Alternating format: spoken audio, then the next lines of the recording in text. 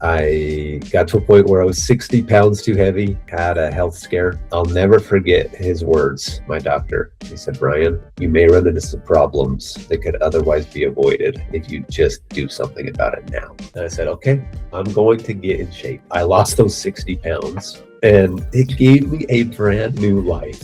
15 years into a finance career, sedentary most days. I was in the stairwell at Morgan Stanley going up and down the stairs, getting my steps in. And these seeds just were planted in my mind. Okay, I want to coach. I want to do this. So I started coaching people for free. I got to the point where I was actually working with quite a few people for free. I'm busy now. I'm like, too much going on. So I started charging people and I was just maxed out. There was a day where I made more money in a day bringing clients on than I had ever. And I was like, okay, if I really push hard at this, I could do this full time. I'll never forget the day drafting my letter of resignation, turning it in, and my boss basically saying, you're gonna forfeit your licenses, quit this job so that you can become a fitness coach. And he basically laughed at me. There was still tons of fear. And I had bills, mortgage, 4 kids, wife. It was nerve-wracking. And walking down that stairwell for the last time and being like, I'm never going back. I'm doing it. I'm doing it.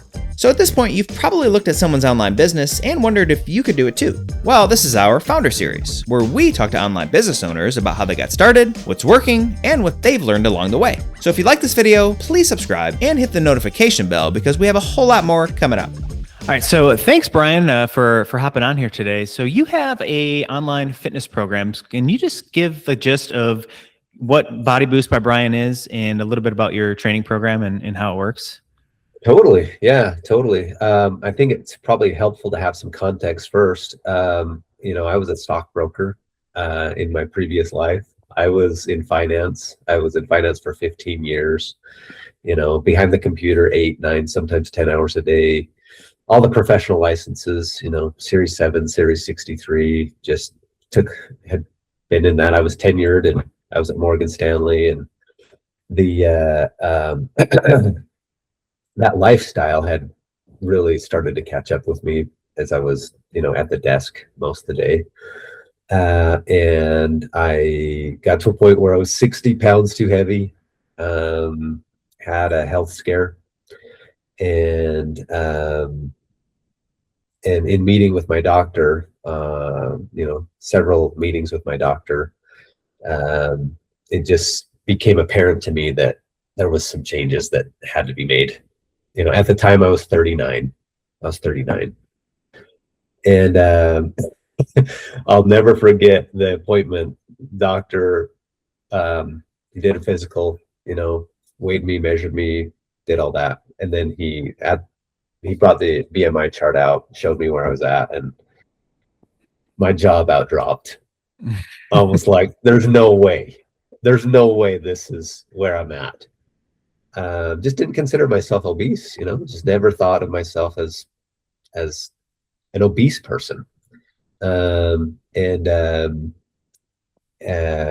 never forget his words that day, my doctor. This is after the appointment. He's kind of talking to me like a friend. He said, Brian, you may run into some problems that could otherwise be avoided if you just do something about it now. And I don't know what it was in that moment, Carl, but it just hit me. It was like a lightning bolt. And I said, okay, I got to do it. I'm going to get in shape. And I made some changes. I started eating a little more protein, started lifting weights a little bit. And I probably made some changes to my body composition. But after 3 months, I had lost a total of 2 pounds. Then I was like, I obviously don't know what I'm doing. Yeah. I don't know what I'm doing because I thought that I would have got more results after 3 months than this. So at this point, did you just sort of read some articles online? I mean, before this doctor's appointment, before you started the weight loss stuff, did you know much about weight loss fitness before, or like where did your initial information come from? Was it you just searching online for sample workouts and things? Yeah, that was kind of the gist of it. I had some idea. I knew I needed to eat more protein. That was kind of the big thing that I focused on during those 3 months, was like, I got to eat more protein, more protein, more protein. And I know that I got to lift weights. That was basically what I knew. And so after after this 3-month period of time, I was like, there's got to be more than this. This is a slow boat to China. There's no way this is going to happen. And so I had been following some people online and different things. And it was at that point that I decided to hire my first coach. Okay. And can you say who that was, or? So it was a guy named Jake Stiak. And as far as I know, I don't think he's coaching anymore, but he was my first fitness coach. Awesome guy. And then worked with him for some time, and I ended up having I've had several coaches since then, in all kinds of things, right? In fitness and jumping, like I had a bodybuilding coach, I had a mindset coach, I've had business coaches now. Like I'm all in on coaching. Like it just is it's a time collapse. It's a shortcut basically, to achieve outcomes that you're after. People that are serious get coaches. Yeah. Well, you say you've had these coaches, like right now today, how many coaches do you have now? So right now, yeah, I've had different coaches at different times in life, but right now I'm just with one coach. That's an athletic function coach. And so, but what was crazy was when I hired that coach, and when I got into that, what he was having me do was like night and day different than what I was doing on my own. And I was like, obviously I wasn't getting the results that I was after. What I'm doing now is totally different than what I was doing. So anyways, long story short, it took me 8 months working with coaches. But I lost those 60 pounds. And Carl, like, it gave me a brand new life. It gave me a brand new life. I was so like just thrilled with now what I could do. It basically in a new body. To shed off a 60-pound rucksack. I mean, like, it was night and day different. Like there was a few things that changed. The function, like what I could do with my body now. But also what I experienced from a mindset standpoint of like my belief system completely changed to like, oh, you can actually do anything you set your mind to. You can actually do anything you set your mind to. And so, going through that process was such a dramatic positive impact in so many areas, not just fitness and health, but like my limiting beliefs, just so many things changed.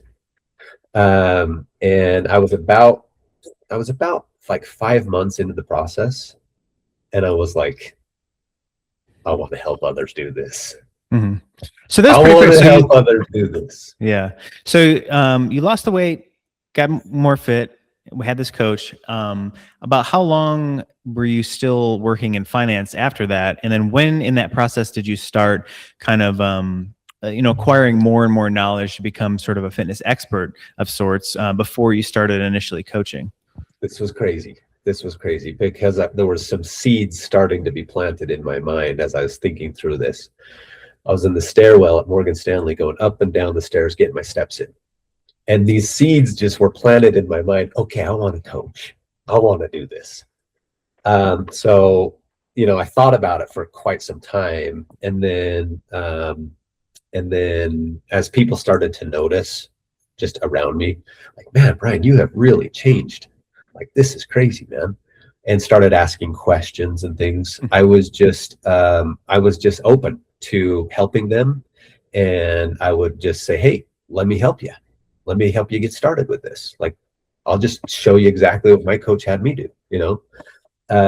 And so I started coaching people just for free, you know, and friends and family and people who asked questions and things. So I started coaching for free. I got to the point where I was actually working with quite a few people for free. I was like, man, I'm doing my stockbroker stuff in the daytime. I'm moonlighting, coaching people. I'm busy now. I'm like, too much going on, you know. Yeah. 4 kids at the time, wife, like busy life that way. And so I was like, I can't keep working for free. I can't keep working, you know, helping people for free. I got to start probably just working at this part-time and just bringing on people who are now willing to just pay. So I started charging people, and I worked at that. I worked part-time. So I was working full-time at Morgan Stanley, and then now I was having paying clients and some paying clients that I was working with in the evening time. Oh, okay. So when you transitioned from this, so you were helping out, you were saying like mostly like family and friends, was that sort of in a similar capacity to kind of what you do now, as far as, you know, like full on, like you were texting them, calling them, or was it just sort of in passing, you know, like conversations at the gym or that you would have with them? And then what happened to where, you know, you started getting your first paid clients? Was it just like word of mouth? Like, oh, I have a friend who could benefit from you. And then you started charging from there? So this was an important phase to my progression as a coach, right? Because I really developed myself as a coach during this period of time, and seeing and understanding what it takes to help people get results, right? I got results in myself, and that's one thing, but to get results in someone else is a completely different thing. So I basically started to develop myself as a coach and really understanding what it takes to actually get people through their roadblocks and challenges and help them get to the other side, you know?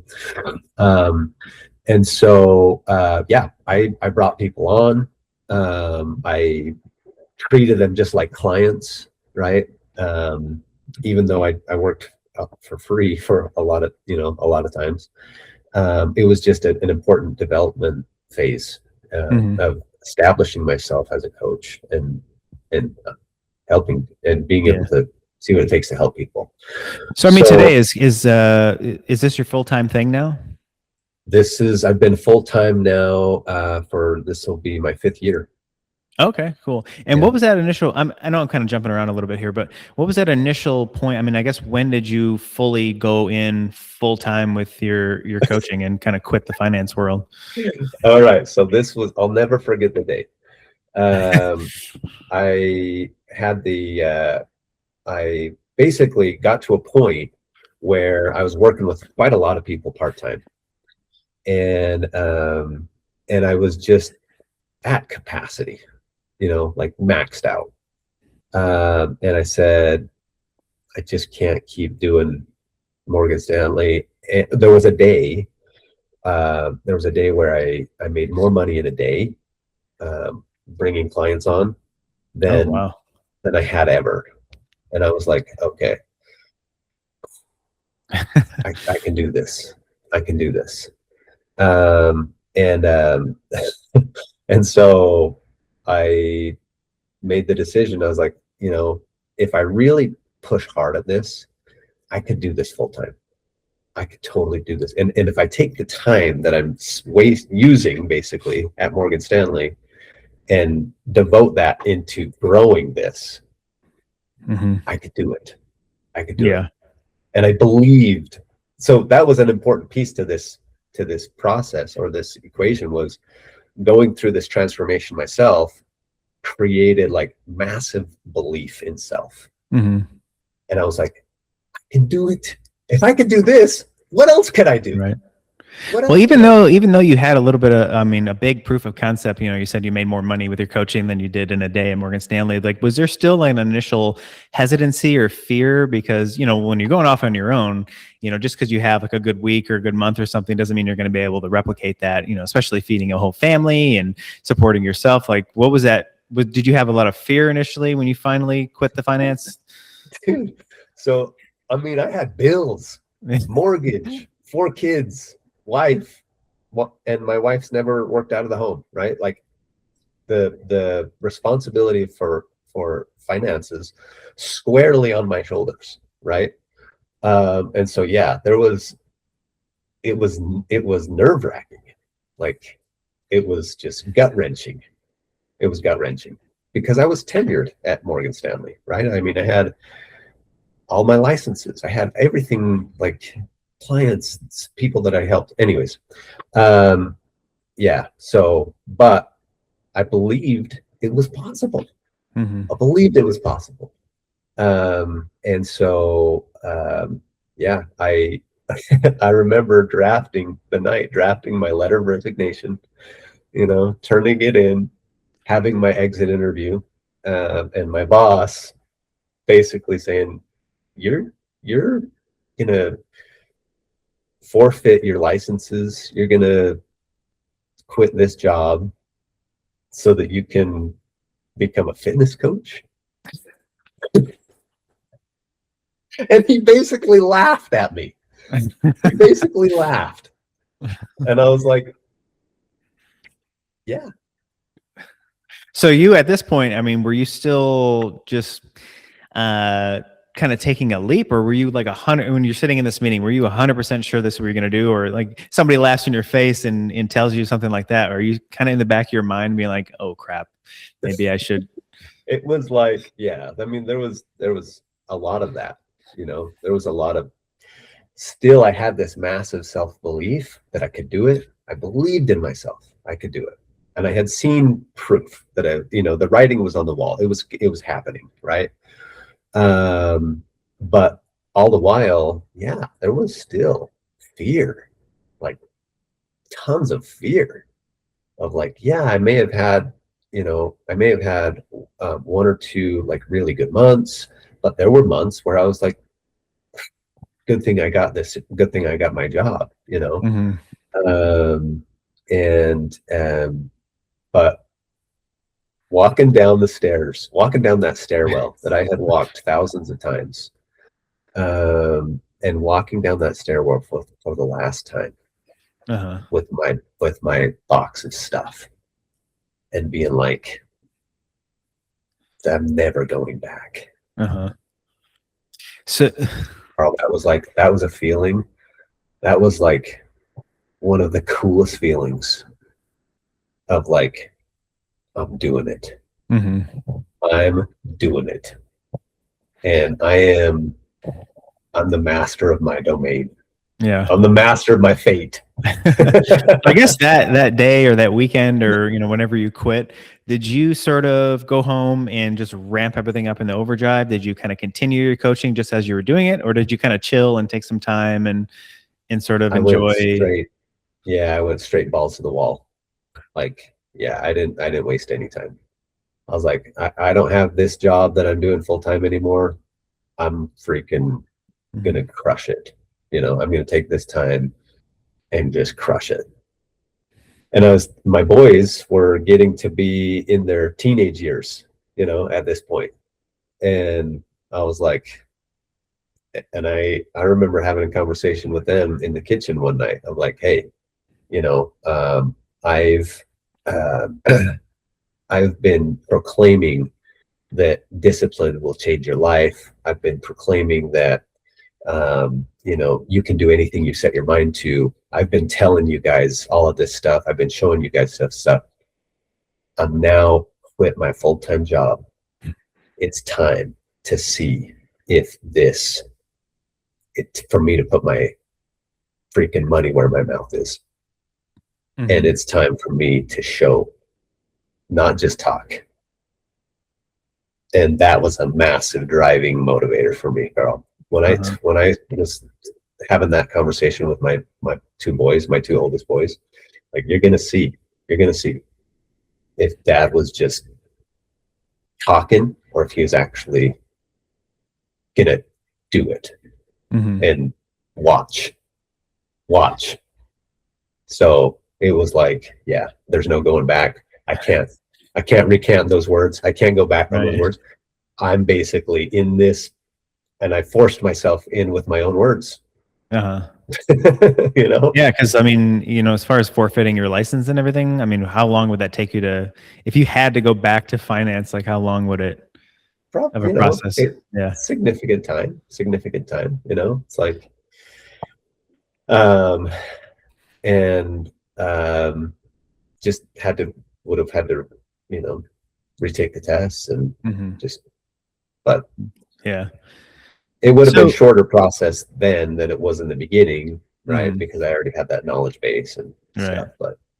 So you have quite a following on Instagram and Facebook. I know you have TikTok and YouTube too. Was that something, recording content, making content? I guess, mostly on Instagram. Was that something that you started doing initially, like in your own fitness stuff?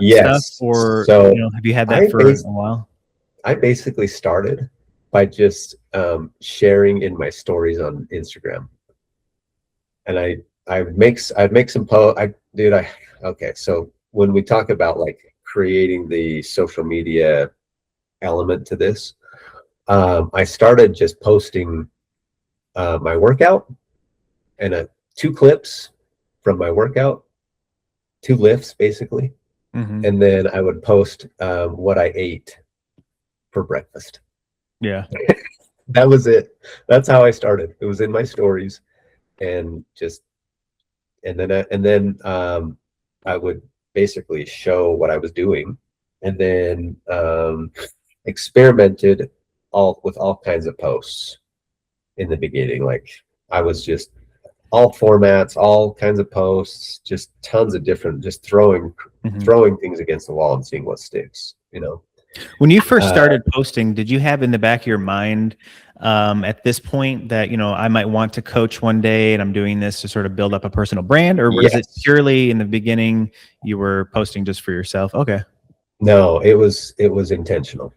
It's always been intentional. My social media has always been intentional. It's never been on this page, right? It's never been just to share. Like I always knew that I was creating content to make a positive impact in the lives of others. And that's what I wanted to do. I like a lot of your, you integrate a lot of your before pictures and after pictures and stuff. And I just want to bring this up randomly just because I have it up in my browser. So this is just one of them. So I was just wondering, because you have a lot of these, mostly, images and stuff. And I think a lot of these clips are really cool. But can you just kind of go over what in the world is going on here with the second clip? Will you just... This was on this was on a vacation that we took with some friends. I was 39. This was kind of like just at my worst, honestly. And this guy dancing looks like he's having a lot of fun, but he was actually in a pit. He was in a pit. Lost basically. And okay. Yeah, I was because okay. So not doing well. Doing well, unfortunately. Yeah.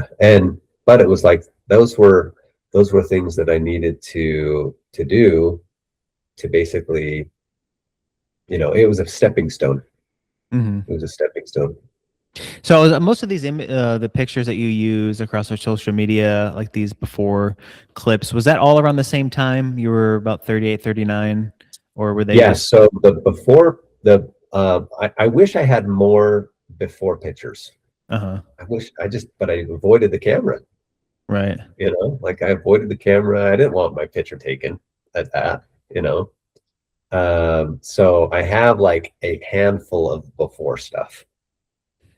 And I wish I had more, but it's powerful because it shows exactly where I was at, 15 years into a finance career, and just sedentary most days, not doing well, And so your website that you have now, Body Boost by Brian, at what point through your coaching did you initially launch your website? And the website that you have now, and I'll show it on the screen here in a second, was this always the same website that you started with, or did you go through many iterations of different websites for, like a landing page for your coaching program? Yeah. So in the beginning, I had a web page, and I just didn't know what I was doing. I was just like, okay, let me just try something. And I put something up, and I would test it, or I'd try it for a while. And then I'd be like, okay, this isn't working or whatever. And I'd try something else, and I'd try something else. And I'd try something else. And so no, this website now is several iterations later. Mm-hmm. Yeah. And, when you first started, when you quit and you had a bunch of clients, was it safe to say that your initial clients were mostly like word of mouth of clients? And then at what point did you start getting clients from, say, your social media, like, or just more like a broad scope of clients? Like, what are you able to tell, like, what point you started to get clients that weren't necessarily like a part of your network of networks? Yeah. So I would say there's a few cornerstones to this business. And if you lead with your North Star, so my North Star has always been, I want to make a drastic positive impact in the lives of those around me. That's been like my guiding North Star. And so as I focused on that, and like, that's the only thing I'm worried about, is let me make a drastic positive impact on the people around me. That was what I was after. Everything else fell into place after that, because as I worked with somebody through a transformation and helped them get 40 or 50 pounds off of their frame, and helped them get actually a better version of life. And and people that are like myself, when I was 60 pounds too heavy, I couldn't see really that was like a terrible life. I couldn't see that was a terrible position to be in.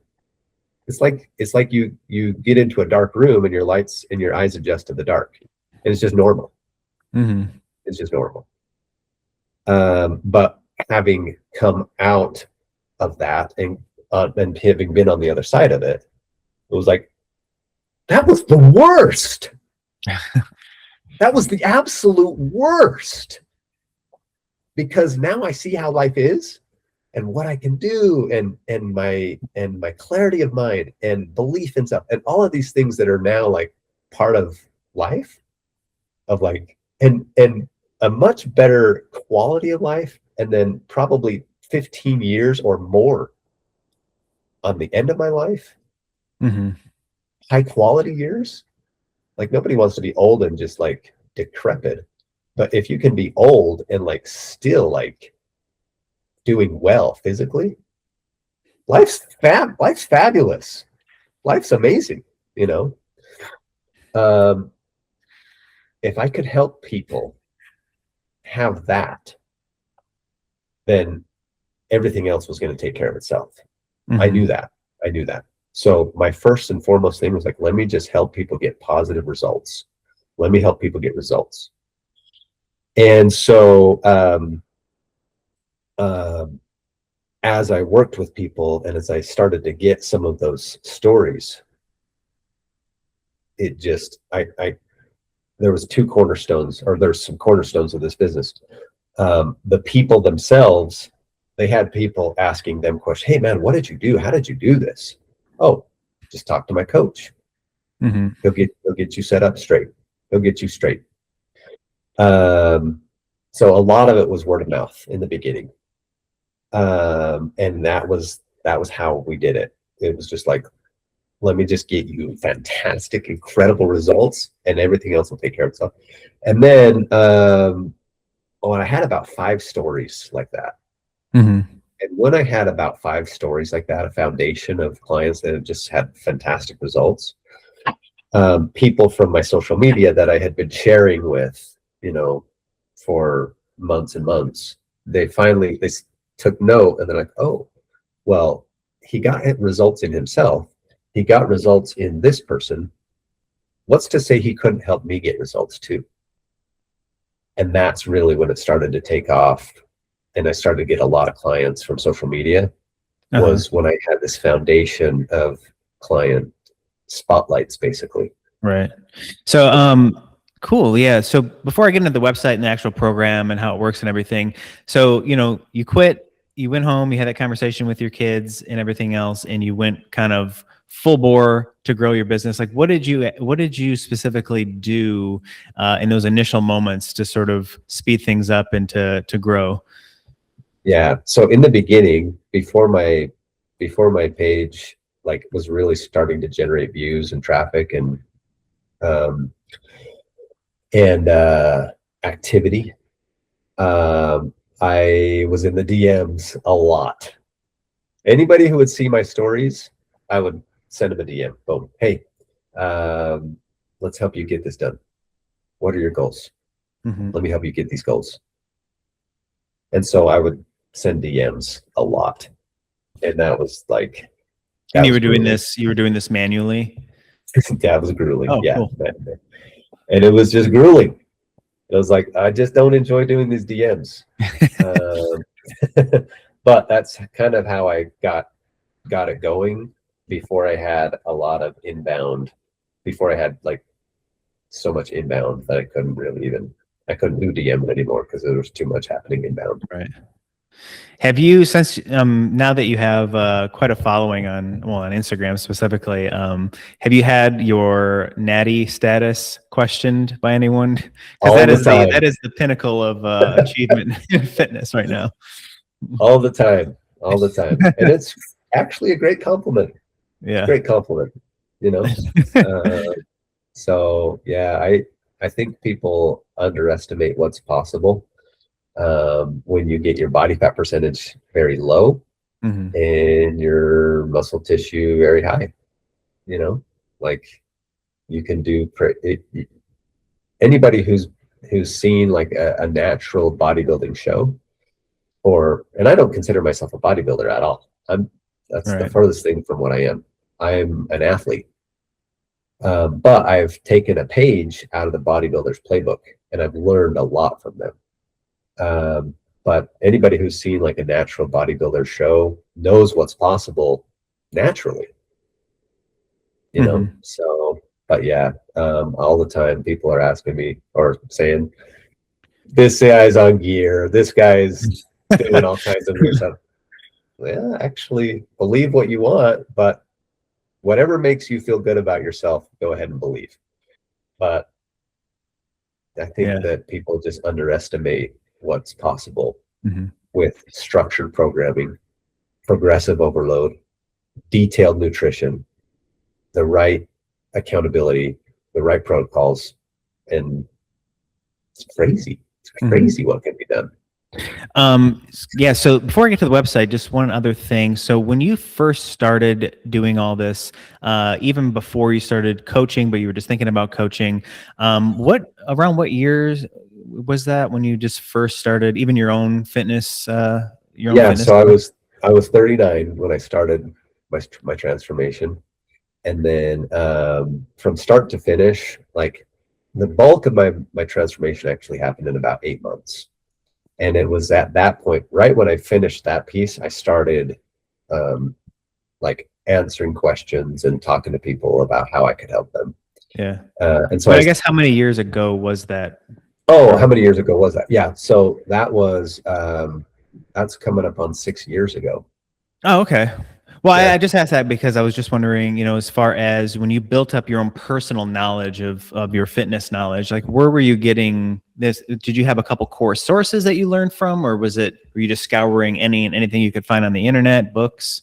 So much of my knowledge came from going through the process myself. Mm-hmm.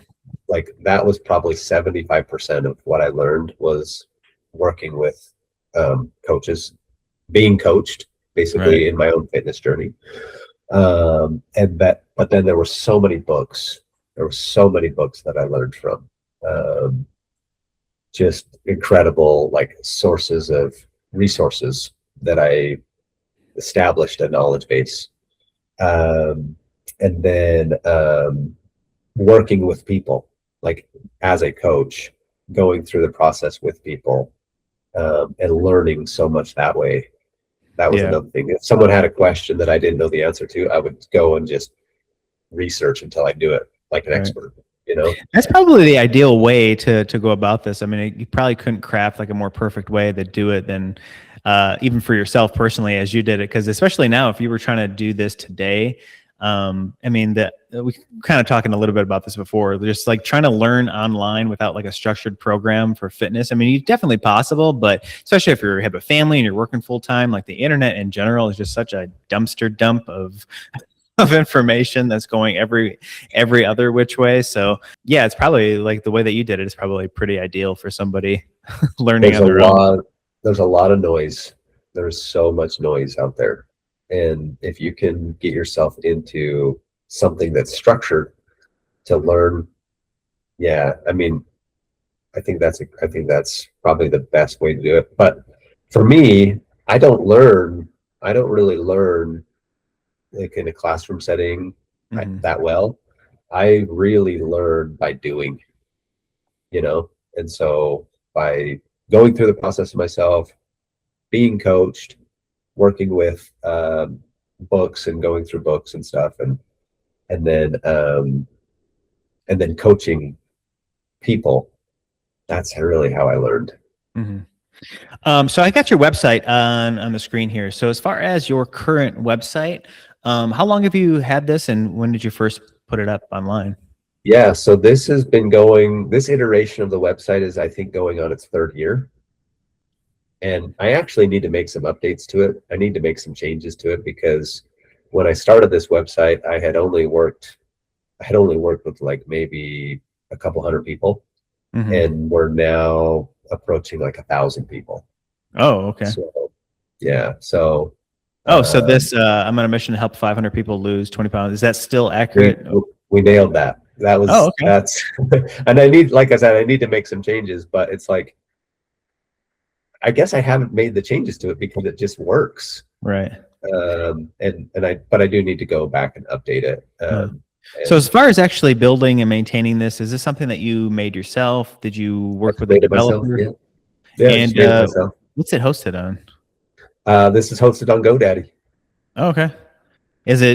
Do you know much? I mean, is it like just an HTML template? Is it a GoDaddy template for the? It's a GoDaddy template. Oh, okay.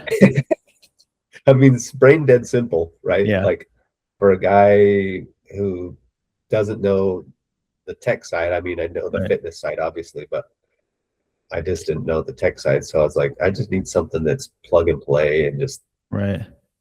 Yeah.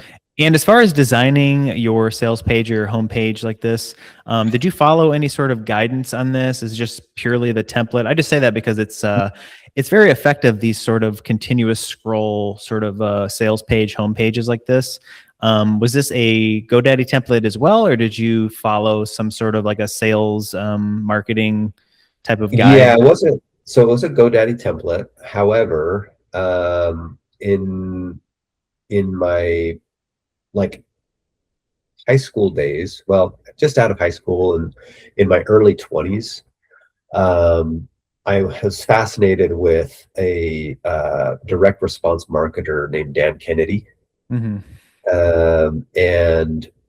actually like that was such helpful knowledge. What is his book again? The famous book that he has. So Dan Kennedy, you might actually be thinking of a different guy, but Dan Kennedy, he's passed away now. He had a book called Magnetic Marketing. That might be what I'm thinking of. Yeah, really impactful. But then I also learned in those early years of like when I was just fascinated with how marketing works and stuff.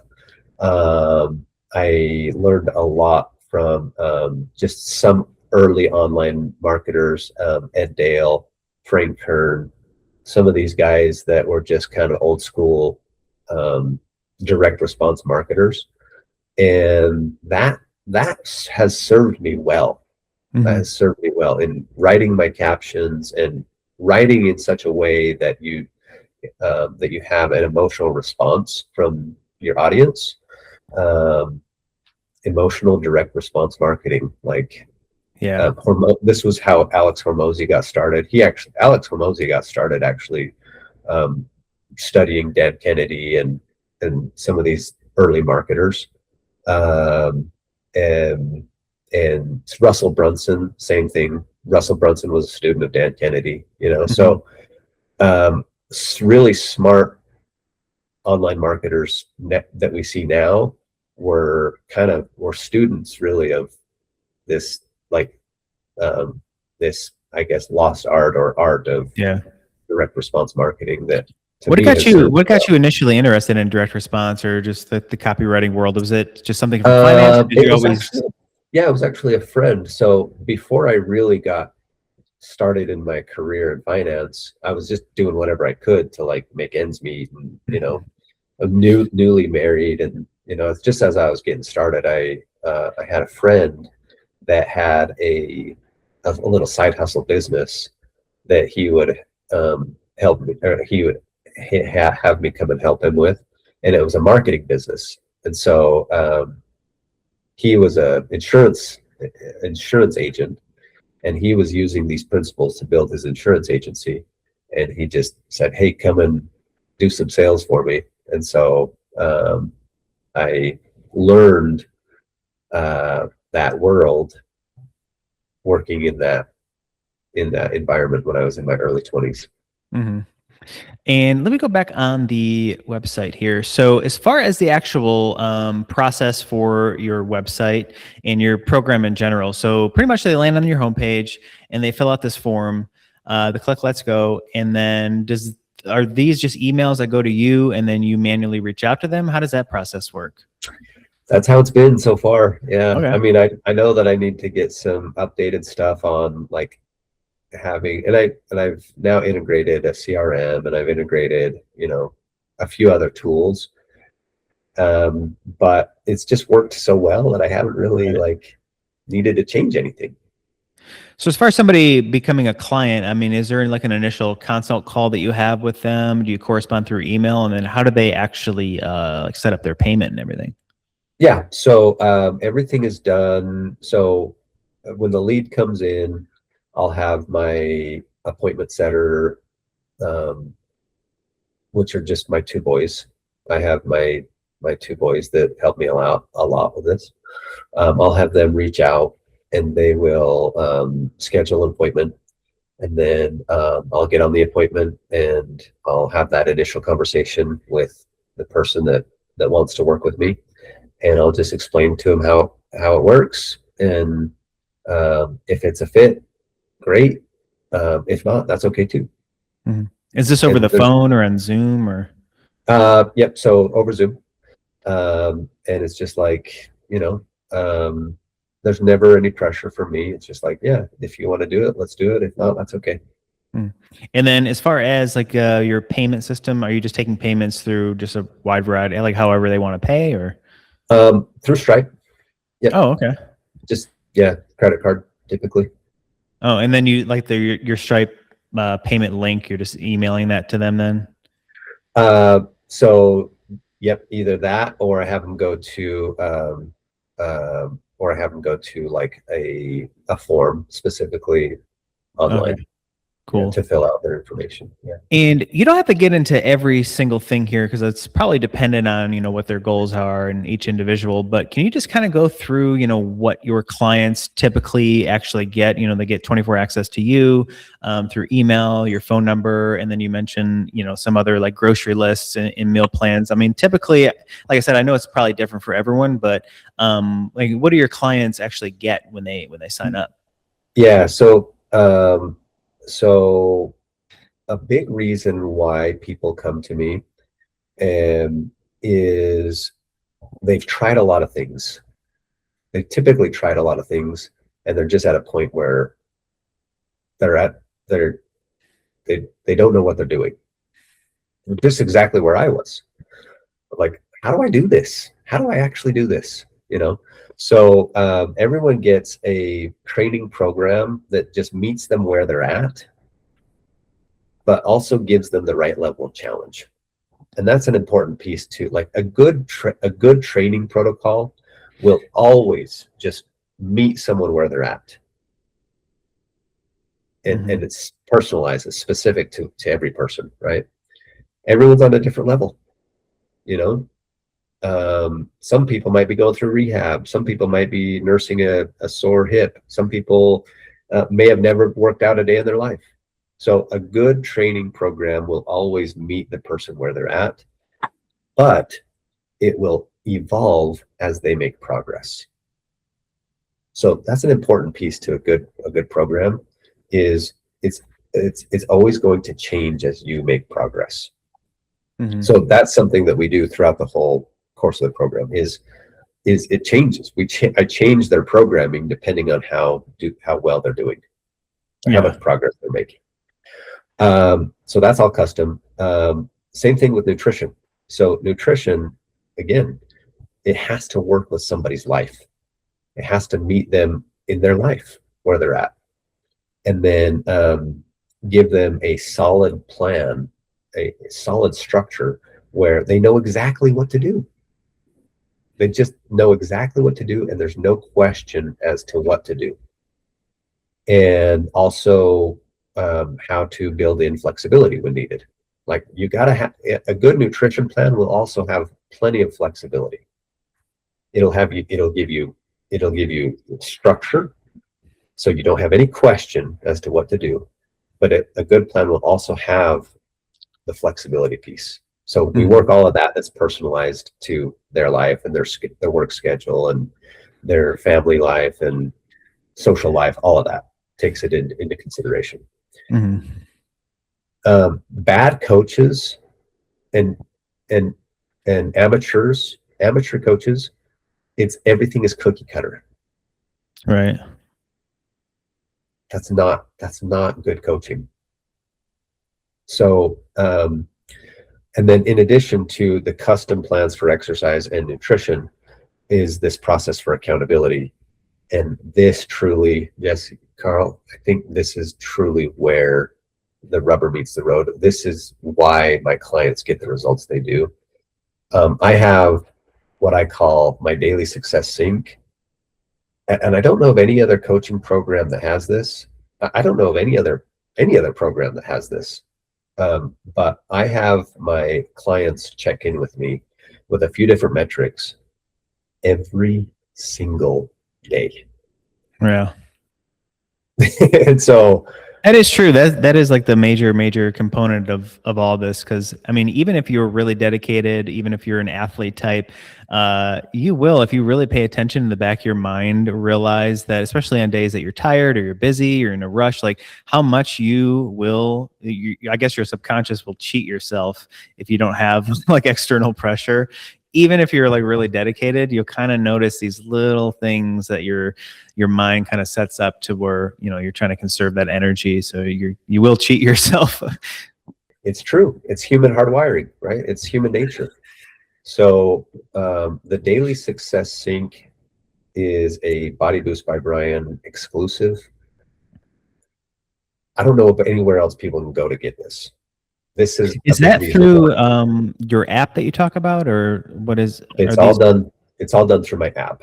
Yep. So kind of backing up a little bit. So when you structure these custom programs for people, is it all through you talking to them? Is it through email? Are you making like digital files for them to follow?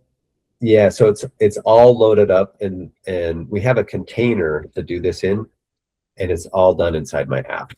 Okay. And what is the app through? So the app is a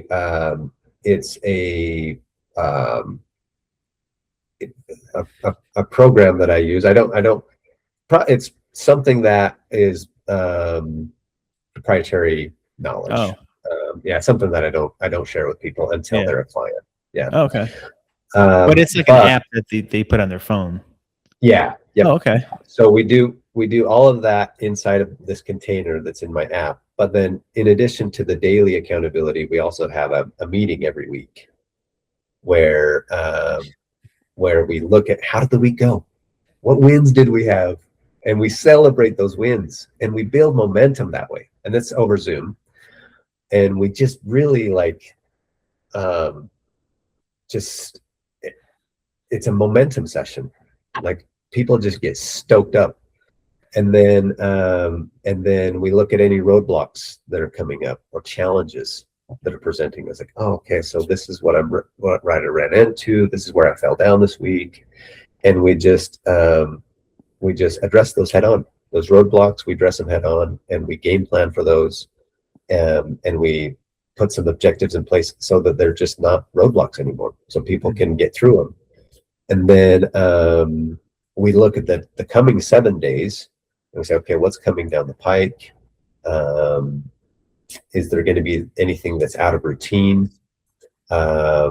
Any birthdays or social events that are coming down the pike that we would need to plan for? And we just plan for the next 7 days.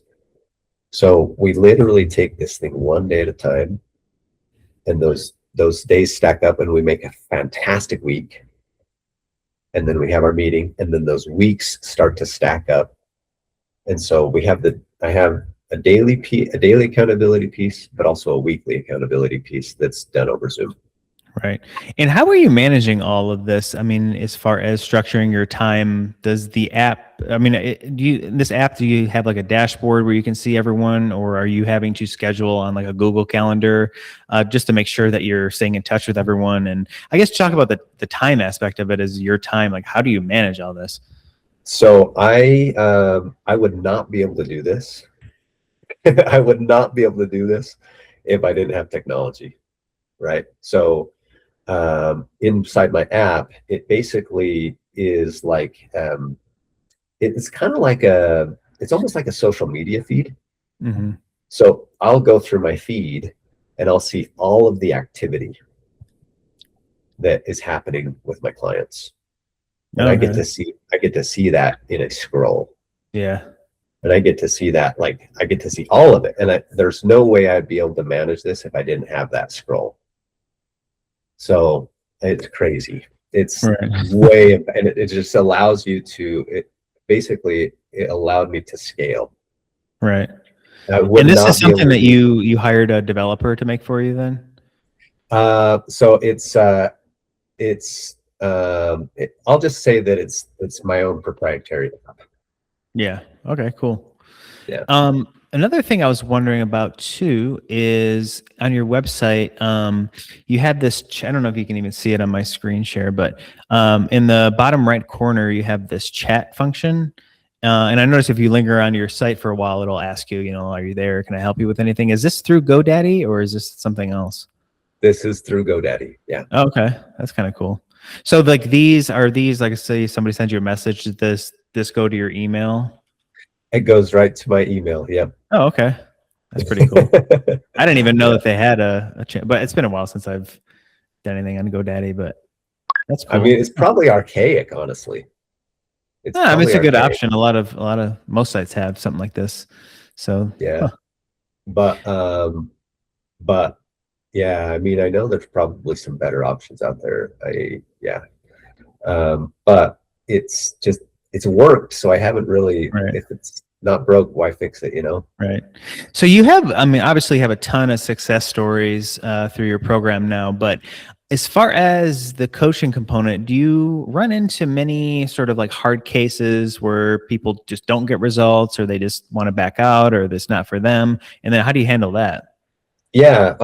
Let me give you an example. So sometimes I run into people that are basically resistant, mm-hmm. and they might even not be aware that they're resistant. And sometimes they have like verbiage in the lines of like, oh man, I just have this mental block that I just can't get my eating figured out. I just have this block. And it's like, okay, well, hold on 1 second.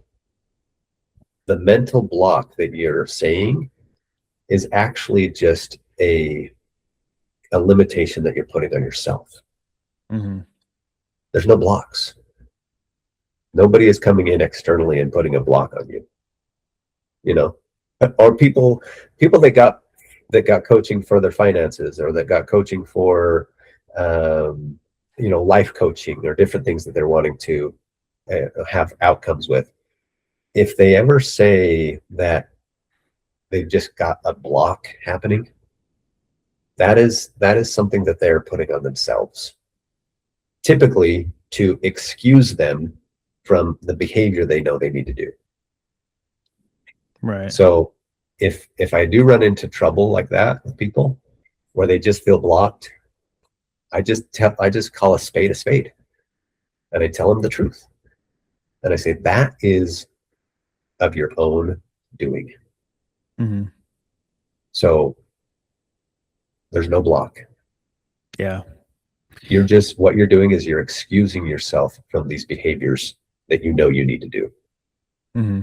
So all we're going to do to remove this block, all we're going to do is we're going to do these behaviors. Right.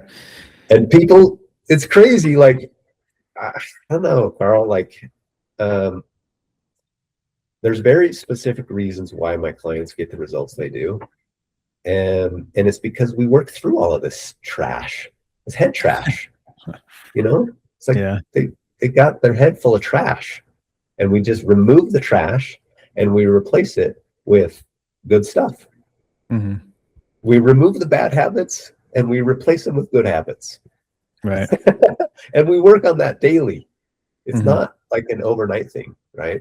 Well, that's why it's so important, kind of your structure too, with like constant access to you and the structured component to it. Because a lot of it might just be the mental effect of, like I have a whole closet full. Well, I sold them all now, but I have just probably over 50 books that I just purchased over the years, like hardcover books that I've just never opened, because there's just something to like the mental effect of, you just want to take that first step to sort of tell yourself like I'm working in the right direction, but that's not even a quarter of the process.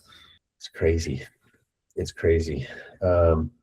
So as far as just a couple more things here. So as far as the clients that you have now, do you have any kind of recurring themes as far as some of the backgrounds of people that you get, or sticking points, anything that comes out to you as sort of, the clients that you get now, just like recurring themes for either what type of people that they are or why they seek you out to begin with? Yes. So it's people. So typically people come to me when they've tried a lot of different things and nothing's really worked. And I would say that's probably the most common reoccurring theme is that. And generally, like how many different programs or things that they've tried before they get to you? Generally. It can vary. Yeah, it can vary, but like generally like, a handful, probably 4 or 5, maybe 6 things. Mm-hmm. Oh, wow. Just a couple more things. So as far as, you don't even have to talk about specific people or names or anything, but do you have any just standout success stories that are some of your favorites, or some like big successes that people have had? So it's funny, like the most recent ones, it seems like always the most recent one is like always my favorite, almost. But gosh, Femi Agumbiad, he's a recent client that just absolutely crushed it. Austin Mazer, who's another influencer in the sales training space. He's just absolutely killing it, just crushing it, down 50 pounds and just muscular now and just shredded. Femi, the same thing. Just he was like 45 pounds too heavy. He lost like 50 pounds worth of fat and gained like 14 pounds worth of muscle tissue. He just crushed it. So Jeremy Ashby is another very recent client that just killed it. We got him into like the sub 9% body fat range and added like 10 pounds of muscle tissue at the same time. Just killed it. So pretty much everybody that's on my pinned posts right now on my Instagram are kind of like my favorite right now. But I'm so grateful for everyone that I've worked with and like everyone who's gone through this process. But it just seems like the most recent clients are the ones that are always top of mind. Yeah. Just 2 more things. So as far as just doing all of this, your business, what are like the biggest or one of the biggest like learning lessons that you've done through this whole thing, from, just like working a normal corporate job to going off on your own, doing this business? I mean, what are some of the biggest learning lessons that you've taken away from I would say that? probably the biggest one is self-belief is built through repetition of doing the hard things. If you will do the hard things and you will repeatedly do the hard things, your belief in self grows like crazy. And when you believe at a high level in yourself and what you're capable of doing, you will go and try all kinds of cool stuff. And you will live the life of your dreams. Mm-hmm. If you learn how to do the hard things. Huge lesson. And as far as going into the future, do you hope to expand your website or offerings? Do you hope to just maintain what you're doing, or do you want to add new things in the future? Anything in your head? Love what I'm doing now. I love it. I just get so excited seeing people go through this process. But my vision for the future is to impact people, the largest number of people in the deepest way possible. And so I'm working on a 2.0, some 2.0 stuff. Oh, okay. So, but still kind of like in the works. Yeah. So I just love 1.0 so much that I'm like, okay, 2.0 is coming, but it's a while. It's a ways down the road. Awesome. Well, thanks a lot for hopping on here and doing this. So if somebody wants to sign up or get in touch with you, where do they go? Yeah, Body Boost by Brian, and that's Brian with an I. So yeah, bodyboostbybrian.com, or you can search me on all socials of just Brian Thomas Lund, and that's my handle across all socials. All right. Well, again, thanks a lot for doing this, and thanks for watching, everyone, and see you in the next one. Carl, good to talk to you.